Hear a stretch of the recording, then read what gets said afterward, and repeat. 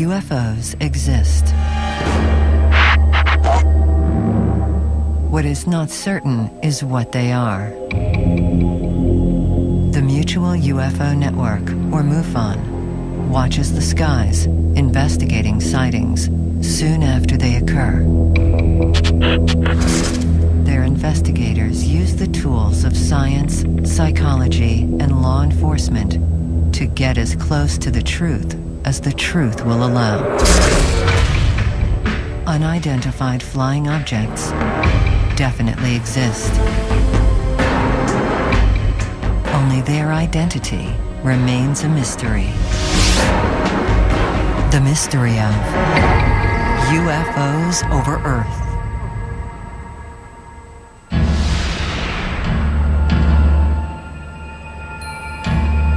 You know, when they talk about Galileo, he'd have his telescope and he'd invite people from the scientific community to come and look in the eyepiece. They didn't believe and they wouldn't look in. And what we're facing with here is this is out there, and some of us are looking in the telescope and trying to figure out what's going on out there.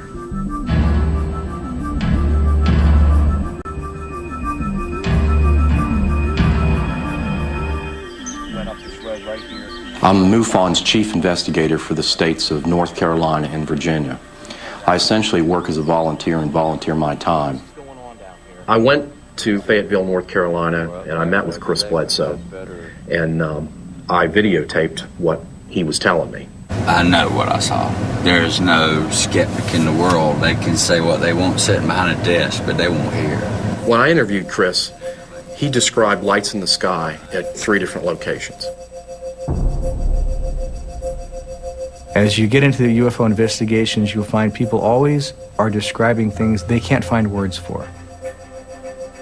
So I'm working more like a police sketch artist. We want to make this look as close to the actual event. This is the location along the Cape Fear River where 5 guys get together one night to do a little evening fishing. We were all fishing right in this very spot. Chris leaves his friends. He walks up to this spot on the road, and this is where he has his first encounter. Looking this way, you see the trees in front. See where it drops off, that little hut down there? Yeah. That's where I was standing. And there's these 2 orange balls, huge, and they were motionless, sitting side by side. Okay, so this is about the size that would have been over that tree right there.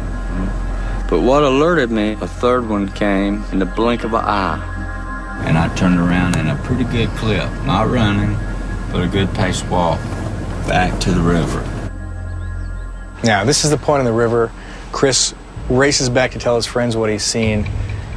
They all look up in the sky. Everybody sees these 3 lights descending rapidly. We're all looking at the sky when these 3 big white balls that looked like stars converged and landed on the other side of the river. And they were really close. They weren't but 100 yards, maybe 150 yards on the other side of the river. The guys drop their fishing poles right where they're standing, and they head for the truck. So the guys are in the truck, they're racing out of there, they get to the end of the road, they stop the truck, they look up, and everybody sees something strange floating in the sky. But the story doesn't end there. Chris goes home, and the barking dogs lead him outside to his backyard, and that's where the story gets really weird.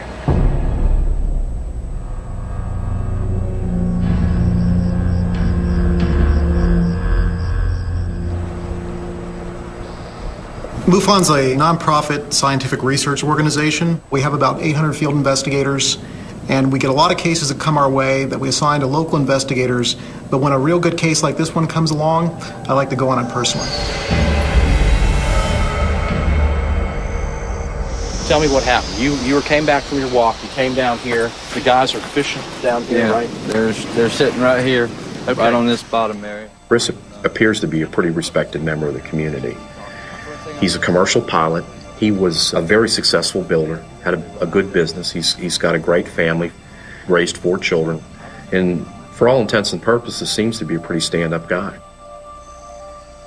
What do you think the altitude was when they came down? You said when they came down and then slowed down like I'd say 500-600 feet when they slowed down, but they were coming down at a speed unbelievable. It looked like a star from 1,000,000 miles away, and then it just, boom, didn't stop, but it looked like a cushion of something caught it, and then they come down about this speed, just gently.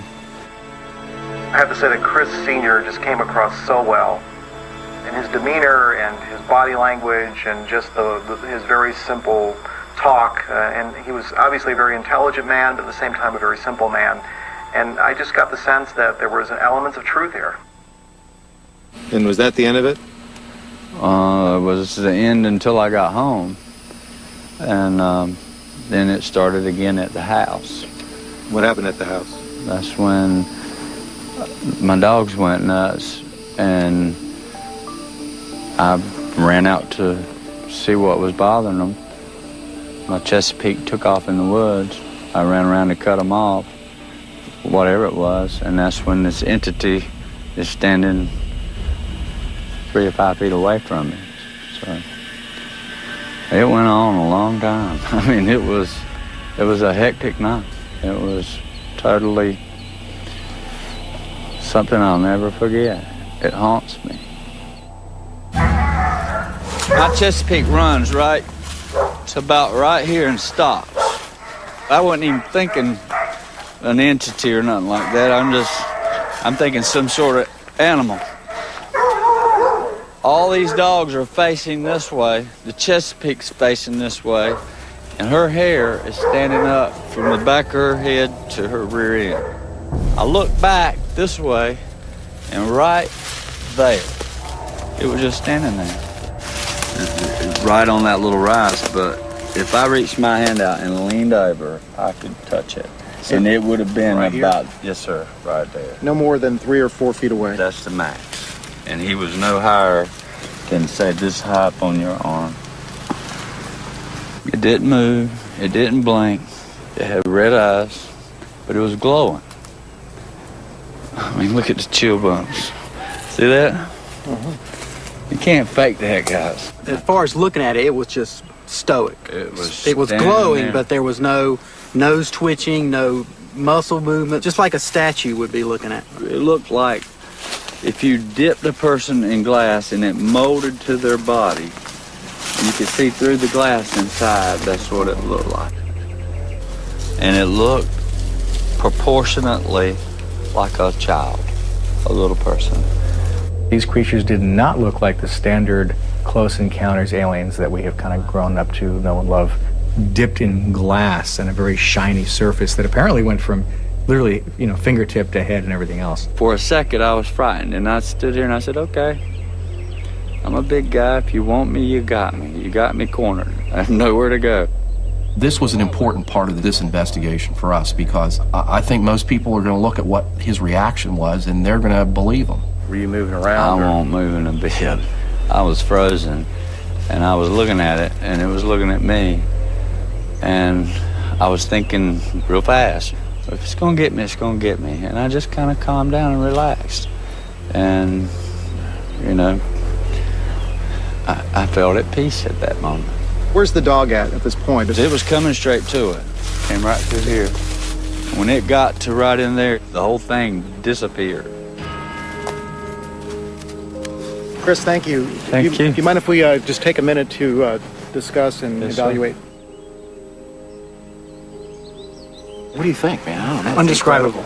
Incredible. I mean, we get a lot of stories. We get a lot of cases that involve entities, humanoids, but I've never seen a case before where the entity was just 4 feet away from you. To me, that's pretty amazing. Didn't notice any arm movement. I mean, it's basically this deal, looking right at him. Robotic creature standing there that just vanished in thin air. 1 second was there, the next second was gone. Yeah. As far as his description, it's staying consistent with his original submission that he made to MUFON. I'm still processing. I don't know what to think right now.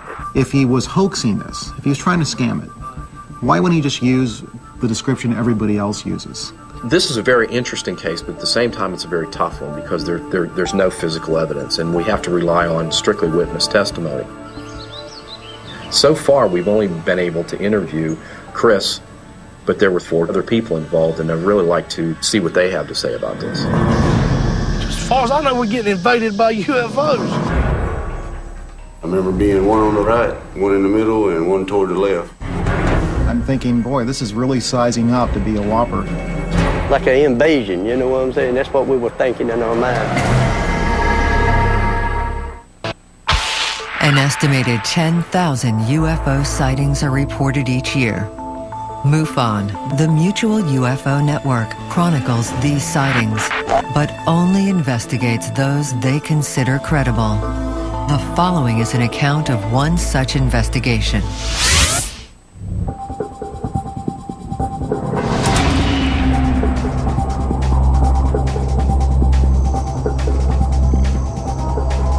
Chris Bledsoe alleged that he had 3 separate UFO sightings and also had an alien encounter, but he was not the only witness that night.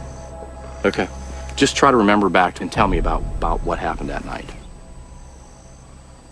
It was really dark out, and I happened to be looking down that way, and I saw these 2 orbs, you know, about this big, about waist high off the ground, just floating. So all I could see was these 2 bright red orbs side by side. Where were they when you first saw them? Down the path there, coming down the road. Okay. And so they're coming down that road and coming this way, or what? Yeah, really slowly. So you saw the orbs go into that area? Go into the woods on the left side in front of near the river. And then next thing you know, I didn't see any more orbs. I just saw these little creatures come walking out the woods. We interviewed Chris Jr. to see if he could corroborate any of his father's story.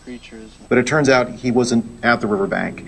He was actually up the riverbank having his own encounter. You don't have to go all the way in there, but just kind of indicate where you were. Back here. Try to describe them a little bit. And it was really dark. They just looked like little creatures, little skinny. And I could see I guess their body, but not like what they were wearing. Junior was a little bit different. If there could be one word I could use to describe Chris Jr., that would be this overwhelming sense of angst. He seemed to be having some troubles, a lot of internal battles. Was the moon up? Was there... Yeah, there was a moon, plenty of stars. We weren't sure whether this really happened to him or he was making some of this up to try to corroborate his dad's story. So we think it's really important for us to bring in these other 3 witnesses who were there and find out what they saw. Well, then Chris comes up. It was a bit of a challenge, but we were able to track down the other 3 men and videotape what they had to say about the event. You could see what looked like bright stars, you know, that were scattered across the tree line. And you could just see them descending slowly.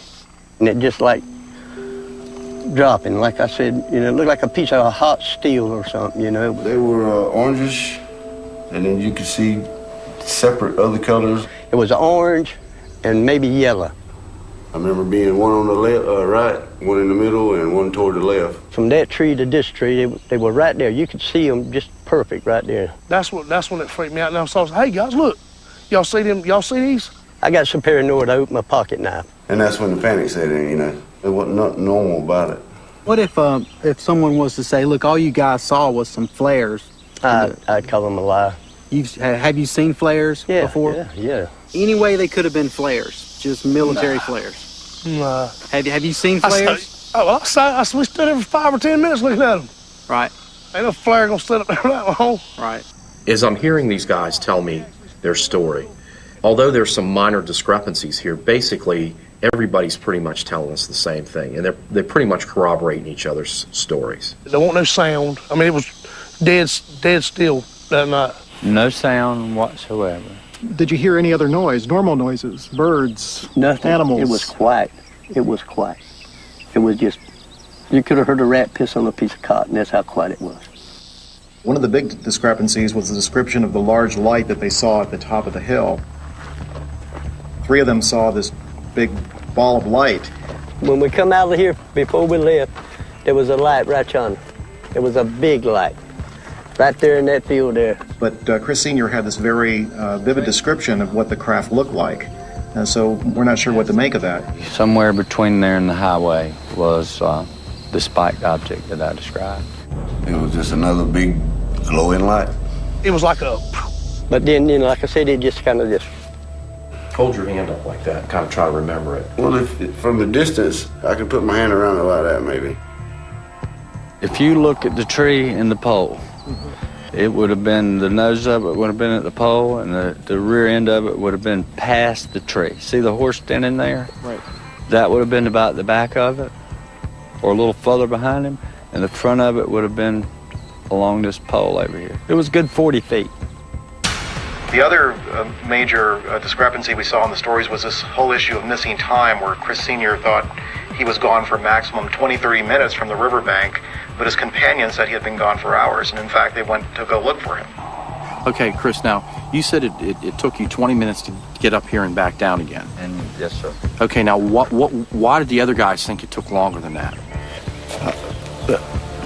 I had been gone a long time.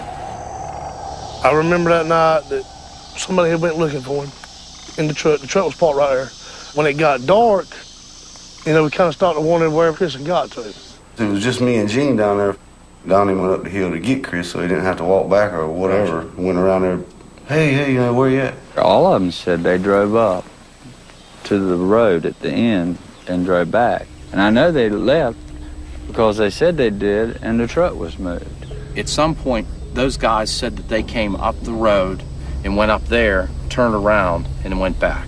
You're standing here the whole time. Yes, sir. How could they get past you without you seeing them and them not seeing you? There's no way. Did anybody tell you how much time had passed? 3 or 4 hours. They thought you were gone for 3 or 4 hours. Yes, sir. In a case like this where there's time missing, he tells me he can't remember. He tries to remember, he thinks about it, he gets these severe smashing headaches, and he can't remember what happened up there. So at the time, you didn't think it was strange that when you got here, it was just getting dark, and when you got back, it was very dark. That didn't strike you as strange or odd? I have a missing spot in my brain, and I've told Richard this time and again. I have a wall. I want to know what happened there. I'm lost for time at that point. I feel for him. I feel sorry for him because I can see that he's really struggling with something. But I know that's something that we probably could explore with some psychological help. Now that we've finished interviewing the other witnesses, and we've pretty much gone as far as we can with them, we want to go back and focus on Chris Bledsoe because that's where we think we're going to find our answers.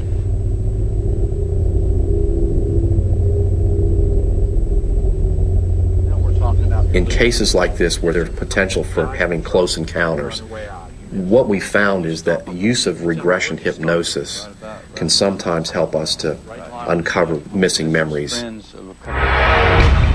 like we're in the sky. Oh, here we go. Scared. We've definitely gone through the looking glass today, guys. The rear end of it would have been past. Chris Sr. just seems to be really well known within that community. He's a prominent businessman, makes him a credible witness.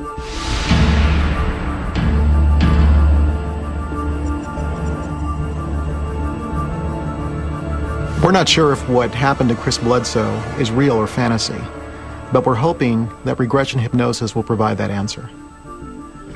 You do the regression hypnosis, you basically put the client in a state of unconsciousness. Sometimes they'll refer to it as put him in a trance. And the psychologist can basically talk to the individual and take the information off their subconscious mind. You're in control here. And all I'll be doing is just helping you get focused. Dr. Michael O'Connell is a Harvard-trained psychologist. He's got 15 years experience, and he's probably done a regression hypnosis on somewhere around 250 individuals, and we are very lucky to have him. Yes. You're okay. You're okay. The regression hypnosis took place on July 14, 2008, and we videotaped it.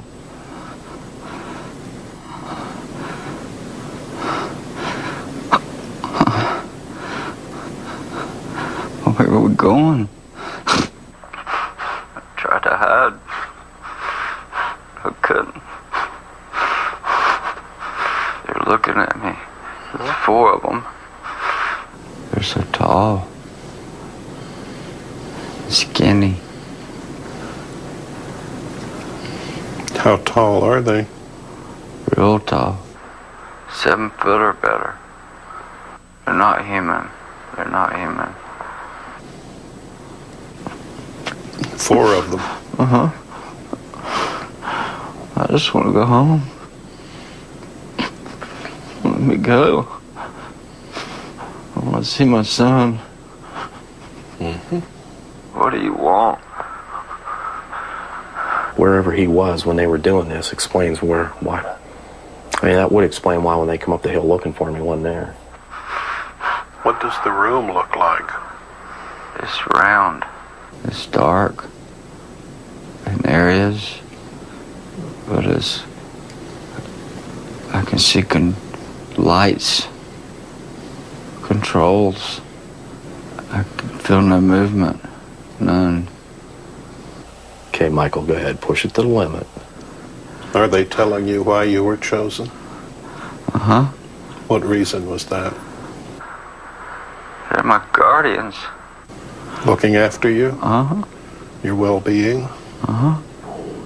Every time I get sad, they're here. I know I've been sad.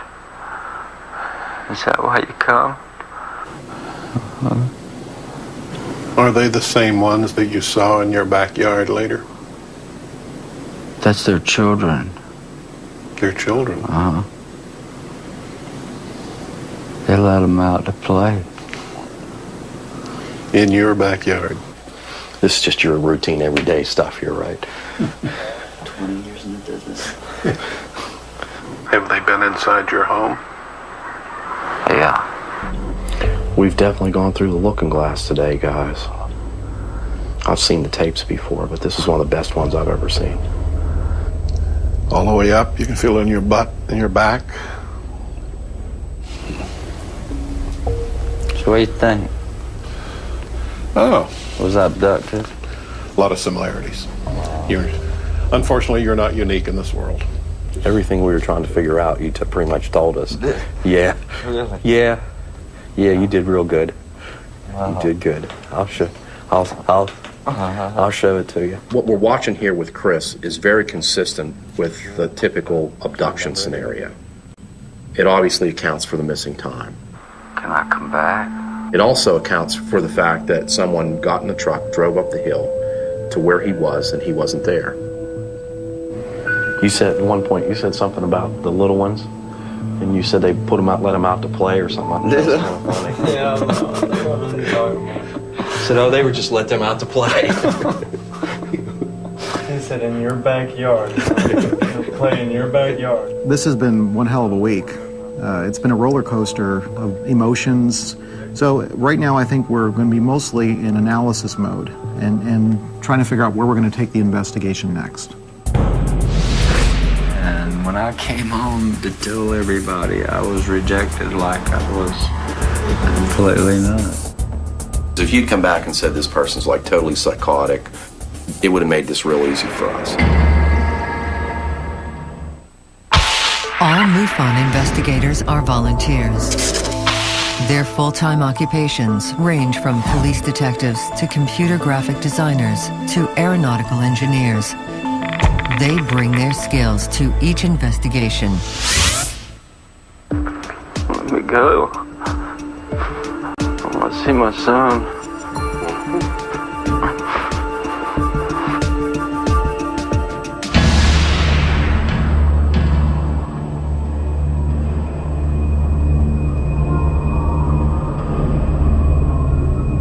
They're looking at me. There's 4 of them. They're not human. They're not human. In an effort to reconnect Chris with his experience, we created an animation to show him. And we're hoping with his feedback, we can know whether we're accurate or not. Here's the first one.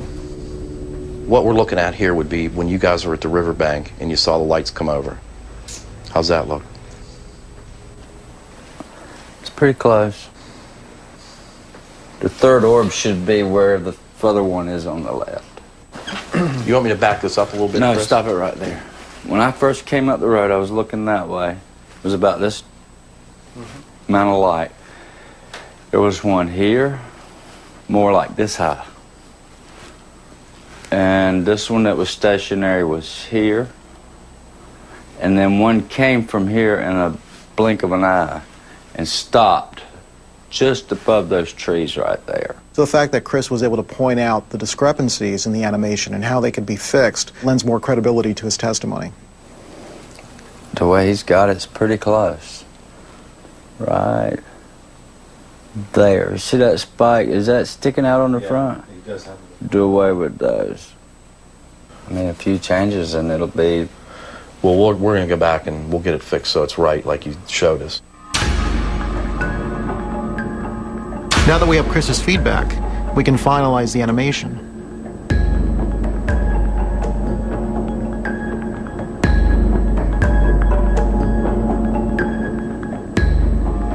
He has this very vivid image of what he saw, starting with him up at the top of the hill and seeing these orbs coming over the field, and then going back down to the riverbank and witnessing these lights coming over with the other folks there that were fishing with him.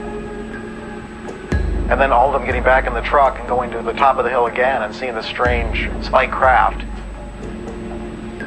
And then racing home from there and having this alien encounter.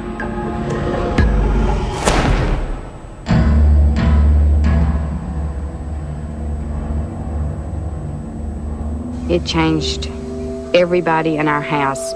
For the first time in our life, we were not open. We avoided the dinner table together.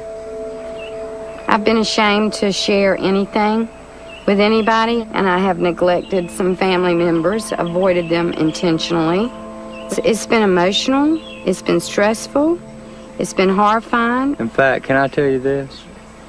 Our marriage and our family was on the verge of splitting up over this thing. So it's been tough, but it's not a train wreck yet. The dramatic changes in their behavior and the stressors that it caused in their family life is a major confirmation that something went on.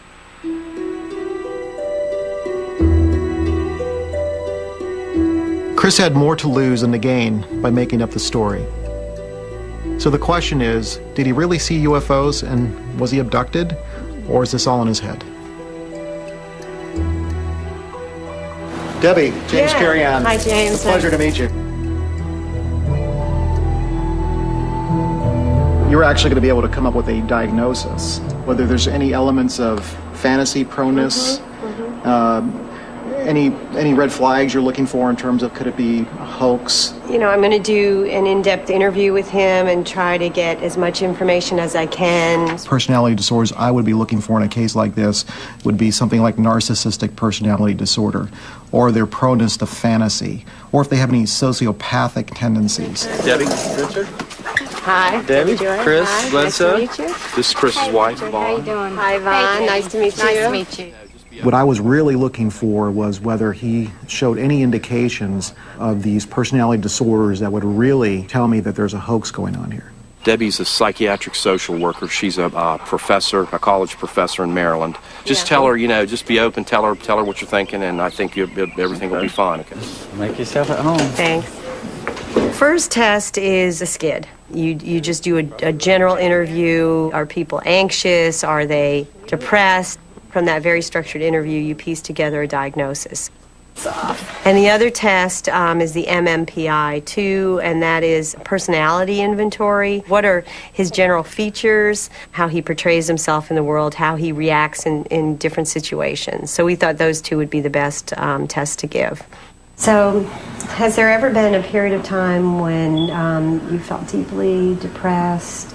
2001, during election times, I lost $2 million cash dollars because I had 27 houses that sat on the market a year and a half.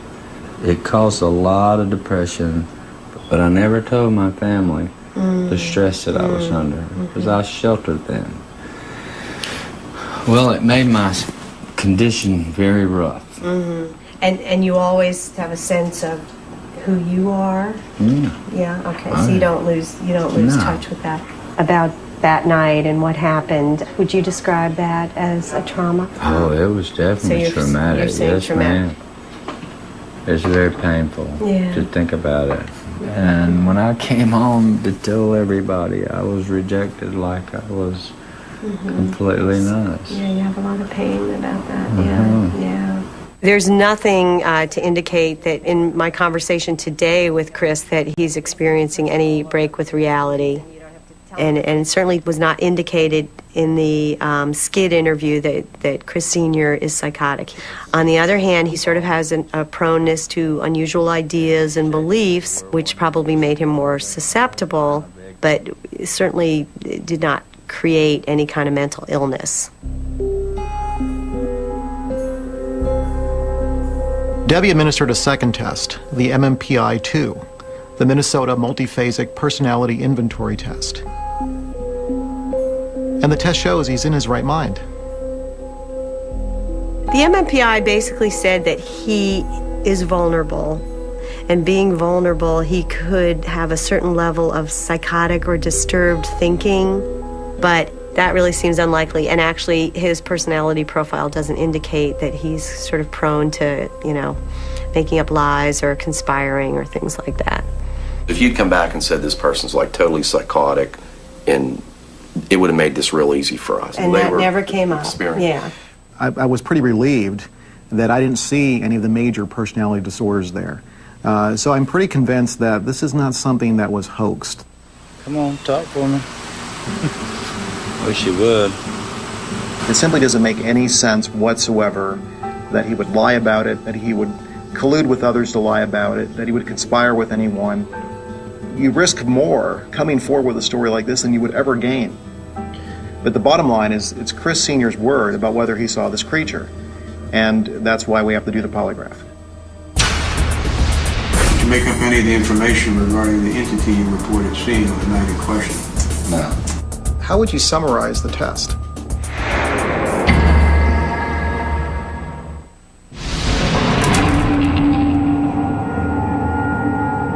It looked like stars. I mean, stars in our eyes. Like an invasion, you know what I'm saying? That's what we were thinking in our mind. What does the room look like? Lights. Controls. Because this case is based on anecdotal testimony, we decided to use the polygraph to see if Chris is telling us the truth. Hey, Yvonne. Hey, Steve. Hey, Chris. Hey, Steve. Good to see you, my Good to friend. see you. Yes, sir. Good to see you. As far as polygraph is concerned, you're either telling the truth or you're not telling the truth. A lie is a lie is a lie, I suppose. That's it. Polygraph is really only as good as the operator's interpretation. We were lucky to get Bob Durdak. He's retired from the FBI. He was in charge of the North Carolina Bureau's polygraph unit, and he's very respected in his field. I tell them it's a pure of heart test. If you feel good in your heart, you're being honest, you're going to do fine. If you don't, your body shows it, and you don't do so good. It usually pretty much plays out that way. Hello there. Hello. Hello. Hey, how are you? Steve McGee, MUFON. Steve, Bob Durdak, how are you? Chris Bledsoe. Chris, nice to meet you. Good to meet you. All right. Steve, thanks very much. Yes, sir. Chris is having no qualms about doing a polygraph. In fact, in the original report, he said he would take one. So we're going into this polygraph exam feeling very confident that he's going to do well.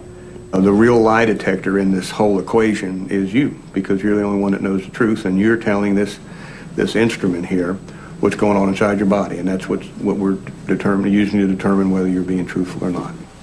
If you will pull this around your lower stomach and just hold it right in the middle and kind of lean forward a little bit, I'm going to pull this around behind you. For months, I was scared to say anything for ridicule. I decided I had to get it off my chest or it's going to drive me insane. And the world needs to know it's real. It is real.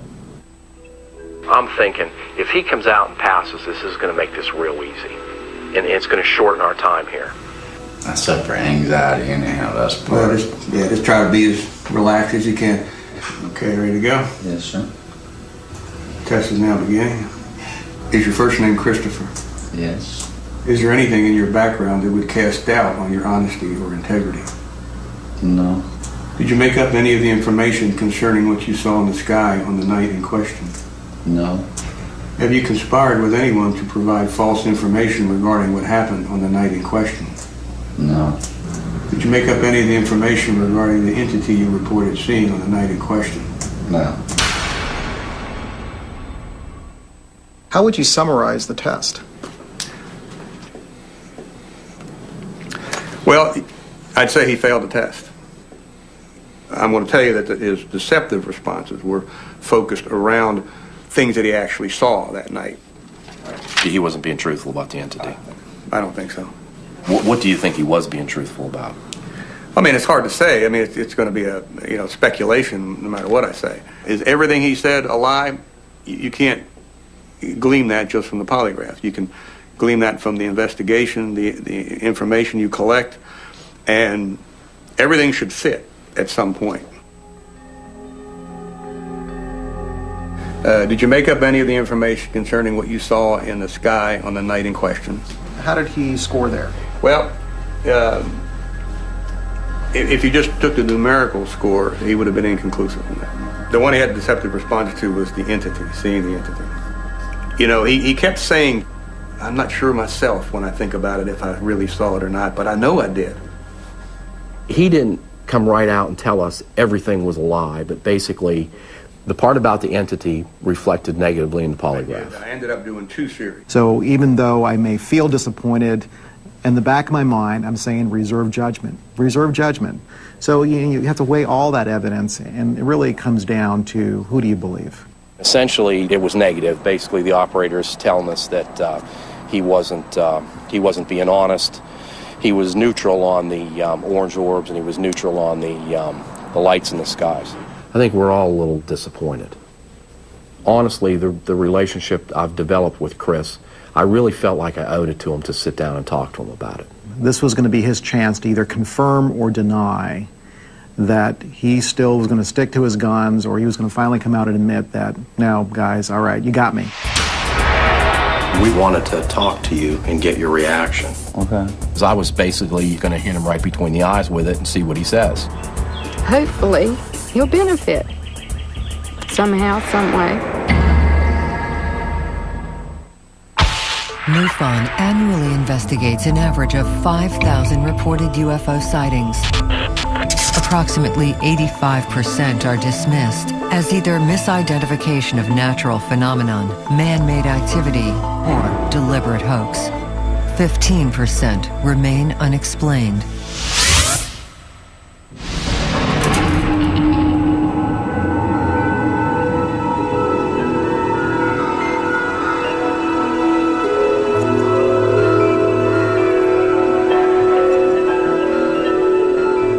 We were really concerned and wanted to talk to you and get your reaction. Okay. It was an uncomfortable time because I was basically going to hit him right between the eyes with it and see what he says.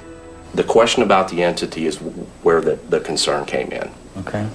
And basically the result on as far as the entity was concerned was negative. Okay. Now I'm trying to help you figure this all out. It was tense. Tell me what you think about It was uncomfortable for us because we knew it would make him uncomfortable. We really needed to know what he was going to say.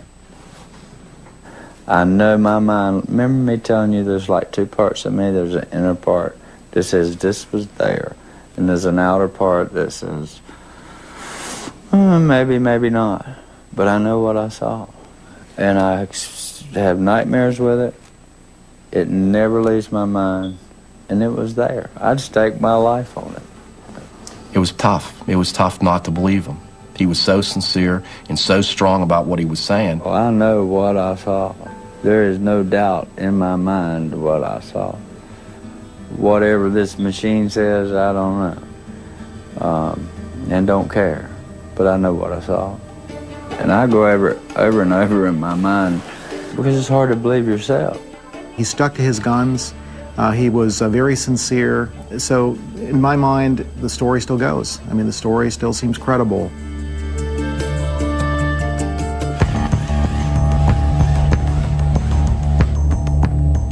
After all this, Chris still insists that he saw 3 UFOs and he had an alien encounter on January 8th, 2007.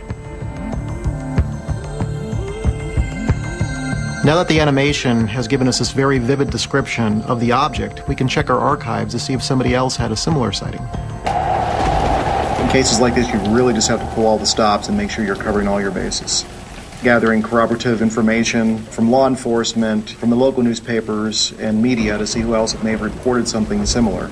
Yes, I'm with MUFON. I'm a field investigator, and I was wondering if you could check your newspaper archives for an unusual sighting January 8th of 2007.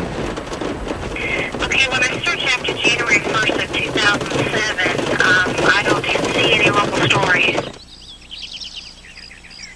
We contacted the local military installations, the airports, trying to find somebody else who may have reported this or may have seen things, and we came up with nothing. As I scroll down on our case management system, the time frame of the Bledsoe sighting, as I look here, we've got a submission on January the 9th, 2007. One of the interesting aspects about the Bledsoe case is Chris Sr.'s description of the craft at the top of the hill.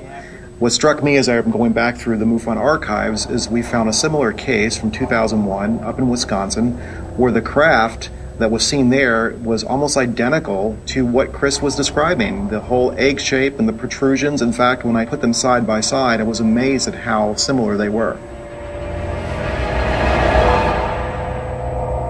Basically describes the same thing as the witnesses in the case that we're working on right now. To have two cases in different parts of the country, different time frames, where both craft are so similar is just amazing. Now that we have this other sighting from Wisconsin, the question is this coincidence? Is it a collective fantasy? Or are people really witnessing the same object in different states? Based on the year differences, I would have to say they're seeing the same object. So what do you do, crawl over one of those guys? Yeah. Let's talk about closure on something like this. The reality is that when you work on a case like this, you never get a cut and dry solution. We have a lot of evidence, a lot of information, a lot of testimony, and we'll never know for sure exactly what happened.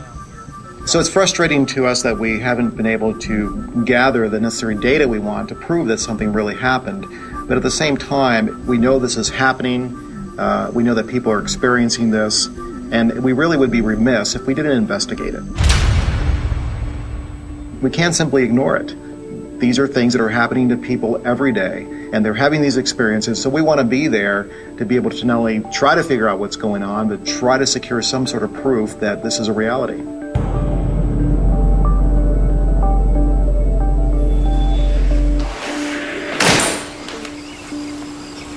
It's all right. Come on out here. What do you think? I don't know what to think. You don't? Chris Jr. and Chris Sr. had a very reality-altering event. I think this case shows that we're dealing with a real phenomena here. And it's important for folks to know this is not science fiction. This is science fact. Thank you so much. You're welcome. It's been tough, but it all come out good. All right, bud. I'll see you later. Thank you, Richard.